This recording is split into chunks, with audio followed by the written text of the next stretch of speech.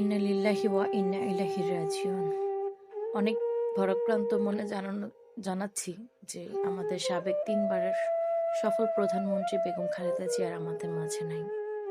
আসলে এরকম একটা কথা বলবো বা এরকম একটা কথা সকালবেলা ঘুম থেকে উঠে শুনবো, সেটা কল্পনাও করতে পারি না।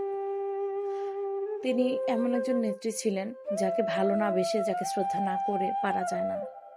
আমি কোনো রাজনীতি পছন্দ করি না। আজ পর্যন্ত ভোট দেওয়ার সেই এটাও পাইনি। কারণ একবার ভোট দিতে গিয়েছিলাম, শুনেছি আমার ভোট নাকি হয়ে গেছে। তো মন থেকেই তার প্রতি একটা শ্রদ্ধা ছিল। আশা করেছিলাম যদি ভোট দেই তাহলে তাকেই দিব।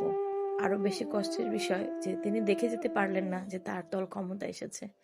এত বেশি ত্যাগ স্বীকার করেছেন নিজের সন্তানের ক্ষেত্রে, নিজের ক্ষেত্রে, নিজের শারীরিক অবস্থার ক্ষেত্রে। কিন্তু এত ত্যাগ স্বীকার করার পরেও তিনি দেখে যেতে পারলেন না তার দল বিএনপি ক্ষমতায়। এর চাইতে বড় কষ্ট হয়তোবা তার নেতা কর্মীদের মধ্যে আর হবে না। আর আমরা তো সাধারণ জনগণ, সবাই তার জন্য দোয়া করবেন।